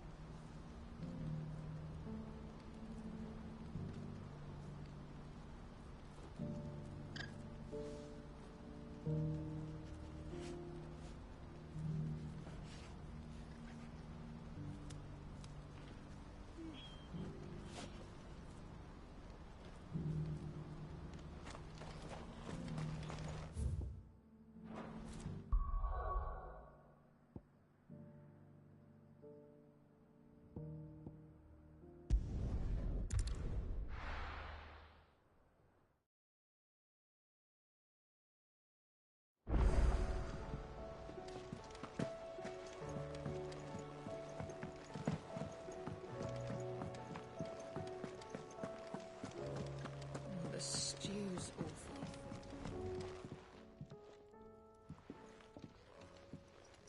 Ah, the man himself. We were just about to make a start on that sword I promised you. It's funny, but none of this would have been possible without your help. You remember Camille? We'll be using his leather work for the grip. The steel, meanwhile, will be tempered in a fire, burning the cinders you charmed out of old Zoltan here. And that whetstone from the Outer Isles, that'll be what gives the blade its edge. And the final flourish will be my talented colleagues engraving. A team effort led by the greatest blacksmith alive. Now, save that talk till the thing's finished, yeah? Right. I'm ready if you are. To the bellows it is, then.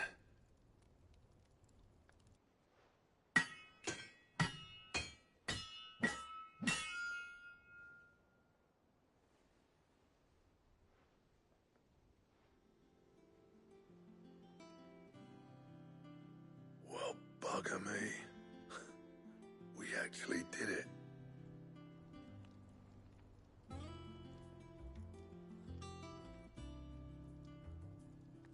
The sword to end all swords. Ragnarok.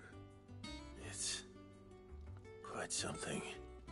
I trust you'll take good care of it. Thank you. Both of you. So, does this make you pair the greatest craftsman alive, then? This? Nah. This was just following the footsteps of the greats of old. It'll take more than that to earn us our place in history. But we're up for the challenge. Here. A list of materials. Zoltan and I got talking on the long road back from Dravoist. We reckon with those items there, we could craft something even better than the Ragnarok. Something worthy of a legendary outlaw like yourself. That's a weapon I'd like to see. You leave this list with me. I was hoping you'd say that. One legend at a time, eh, lads? Before you start on the next, who fancies raising a cup to friendship reforged? Good idea. No more drinking to forget my past. It's about time I had something to celebrate. Then tap the kegs! Vulcan's boys are on their way!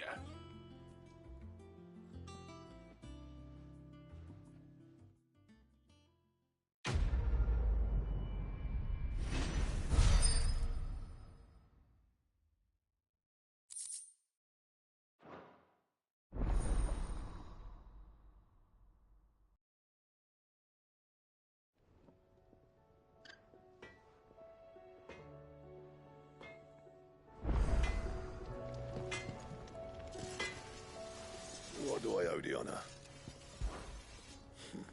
I never thought me and Zoltan would ever speak again, let alone work together.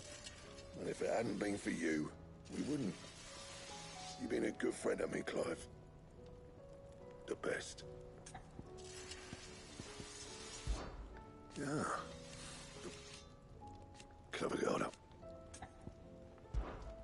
What's saying for you, dear?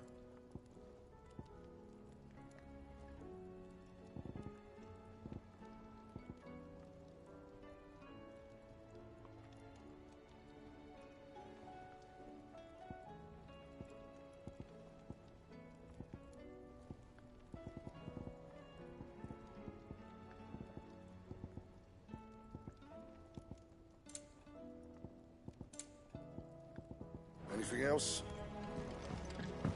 The stew's awfully thin these days. What do you expect? Farmers.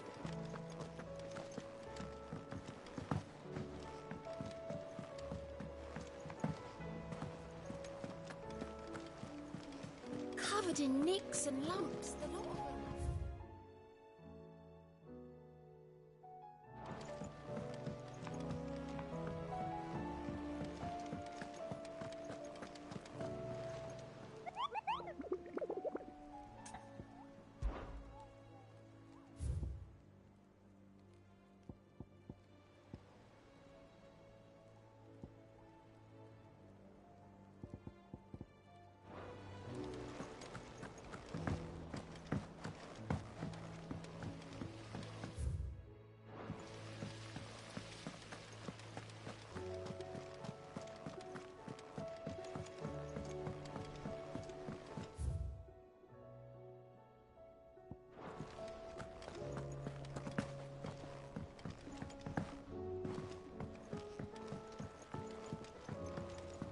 With Canva in the hands of a Kashik. Ah, Sid. Wasn't expecting you back so soon. So, Is it good news or bad? Good, thankfully. Here. That's brilliant! Thanks a blimmin' million! I'll fit 'em to the smelter right away!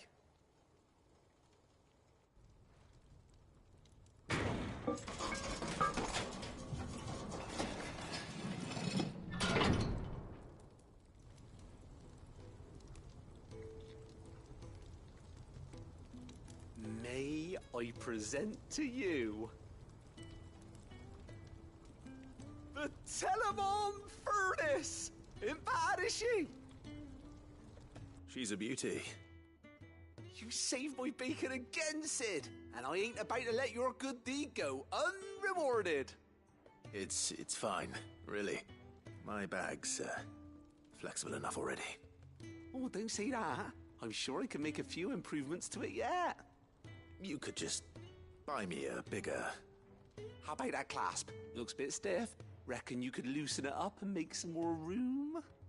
And I reckon I know how. With a new alloy we've been working on.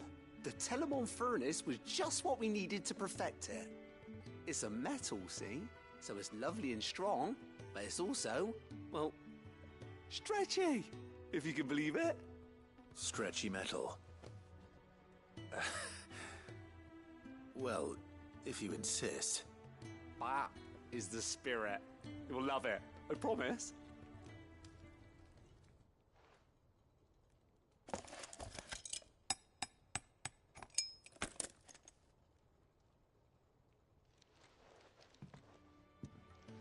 So, what do you reckon? It's actually quite ingenious. Thank you, Owain. Shh, don't mention it. You earned it. And I wanted to get some practice in using that metal anyway. Reckon we'll have all kinds of uses for it around the hideaway. Can't think of any right now, but that's our job, innit? Dreaming up new ways to make life easier around here. Maybe even out there, too. One day, the whole world's gonna know about the inventions you've helped us put together. That bag of yours will be the first of many. You mark my words. They'll hardly believe their eyes, I'm sure.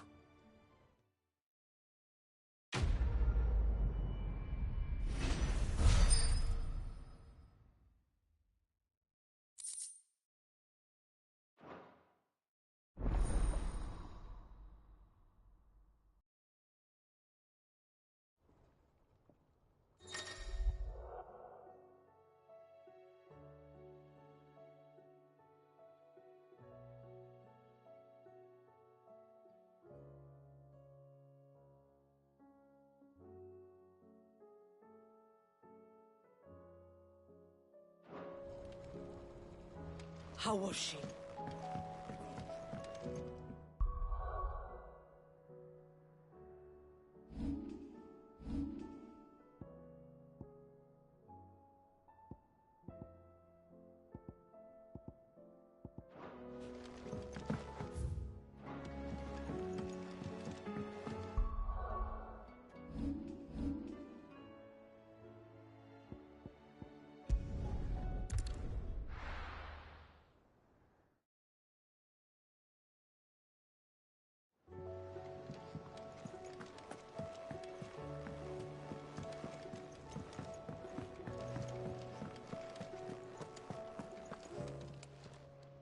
Aye, it's a dangerous world out there. Best of 'em.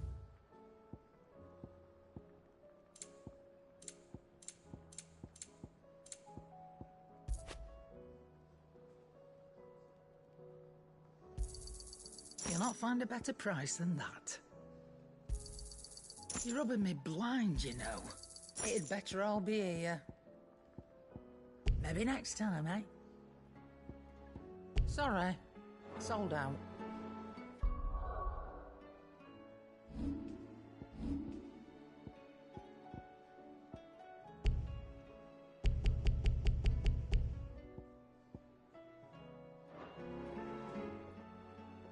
Clive. Go on, then.